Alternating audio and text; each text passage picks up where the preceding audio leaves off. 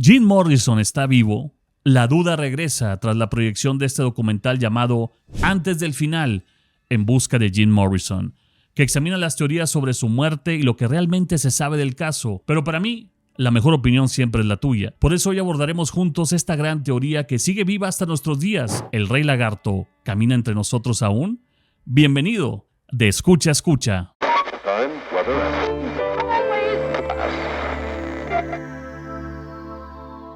El Rey Lagarto, como él mismo se refiere en The Celebration of the King Lizard, uno de sus poemas más difundidos, que además contiene una auténtica declaración de principios donde dice: I'm the Lizard King, I can do anything. Soy el Rey Lagarto, puedo hacer lo que sea. Morrison fue único en su especie porque cantó sobre el fin en su acepción más ominosa y sobre serpientes y caballos dramáticamente ahogados cuando lo que estaba en boga era la ingenuidad amable del hipismo. William Blake, uno de sus héroes literarios, le había enseñado que el camino del exceso conduce al Palacio de la Sabiduría, y Jim interpretó el mensaje de acuerdo a sus principios. Jim Morrison, el poeta, el visionario, el lunático para algunos y el genio para otros. Adicional a su paso por la música y la poesía, sus excesos y relatos sobre su conducta y su gran aportación a la música, uno de los más grandes mitos de la historia de la música ronda alrededor de su muerte. Pero vayamos a los hechos. ¿Cuál es el dato oficial de la muerte de Morrison? Es decir, la versión que se hace pública y que da por sentado que el Rey Lagarto pasó el túnel hacia el otro plano. La mañana del 3 de julio de 1971, Pamela Curson encontró a Jim Morrison muerto en la bañera del departamento en el que estaban alojados en París. Habían decidido instalarse un tiempo en la capital francesa, un lugar con el que Morrison se sentía románticamente identificado a partir de su devoción por grandes poetas franceses como Arthur Rimbaud y Charles Baudelaire, con la intención de pasar un tiempo alejados de la agitada vida nocturna que los dos llevaban en la Unión Americana. Pero Morrison mantuvo la cordura solamente unos días y muy pronto empezó a pasar horas y horas en bares y tugurios parisinos de los que volvía casi siempre ebrio y drogado. La muerte de este artista singular e iconográfico, que es uno de los integrantes más ilustres del Fatal Club de los 27 años, estuvo siempre rodeada de misterios.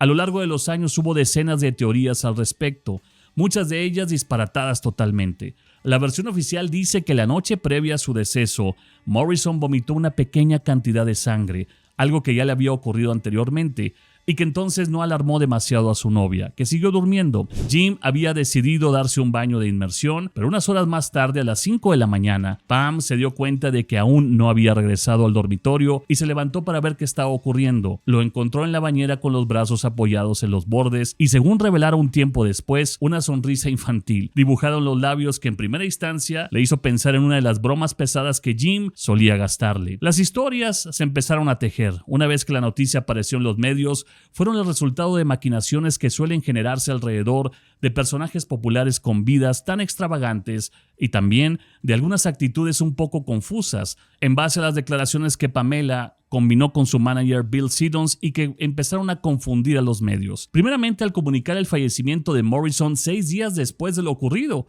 para evitar de ese modo cualquier presencia indeseable en el funeral y la ceremonia de entierro, en el famoso cementerio Père Lachaise, el cementerio que se convertiría muy rápido en una especie de santuario ineludible para los fanáticos de The Doors. Tanto Pamela como Siddons tenían la imagen grabada del circo que rodeó a las despedidas de otras grandes figuras del rock como Jimi Hendrix y Janis Joplin, pero la decisión de velar a Morrison en un ataúd cerrado y la ausencia de un certificado de defunción o un acta policial en los días inmediatamente posteriores al deceso dejaron el terreno allanado para las más variadas especulaciones. Las teorías sobre su muerte, bueno, muchos parisinos aseguran que la heroína, una droga que consumían tanto Jim como su novia, había sido la causante. Ella falleció de hecho unos años más tarde por los efectos de una sobredosis, y esa, según los fanáticos, era la verdadera causa de la muerte. Durante años, en la tumba de Morrison en Père Lachaise aparecieron mensajes relacionados con esa teoría, pero también circularon exóticas historias relacionadas, por ejemplo, con la brujería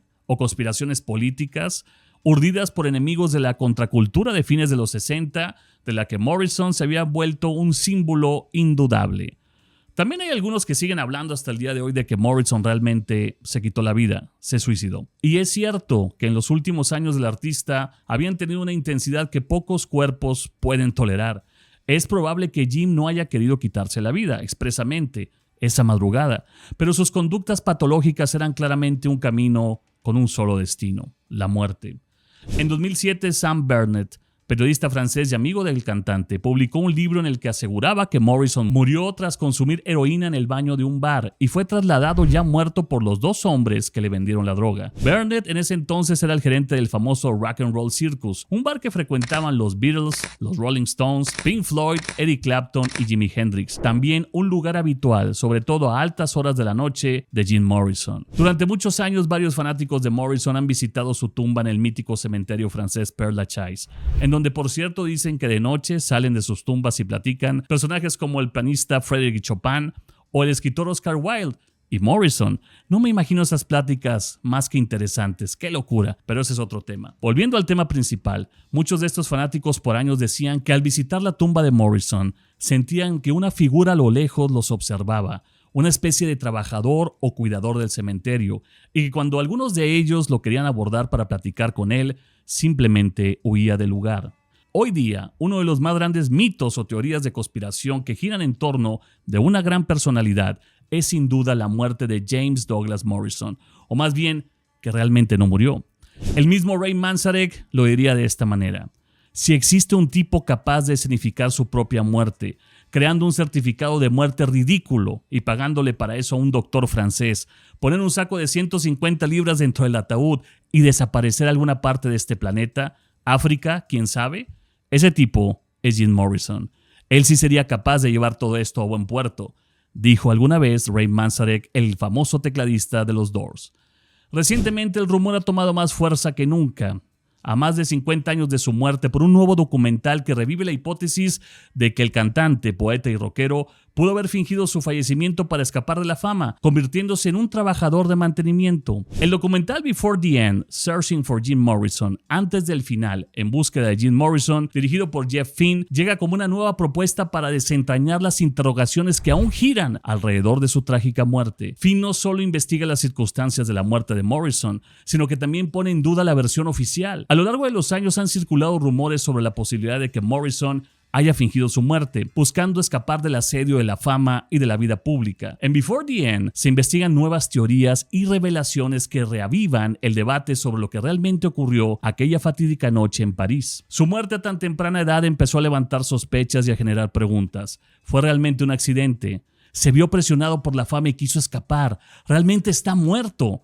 La versión oficial habla de un infarto en la bañera de su departamento en París el 3 de julio de 1971, pero nunca hubo una autopsia que confirmara esta causa. El documental introduce una figura que increíblemente se parece a Morrison, llamado Frank, un trabajador de mantenimiento que vive en Siracusa, cerca de Nueva York, quien guarda un increíble parecido con Morrison. Las imágenes del documental muestran que las similitudes físicas entre ambos son innegables, y de hecho, este hombre fue fotografiado junto con John Densmore, el baterista de The Doors, lo que aumenta las sospechas sobre su posible conexión con Morrison y la banda The Doors. Además contiene entrevistas con expertos, familiares, exparejas, material exclusivo y un análisis profundo de los hechos.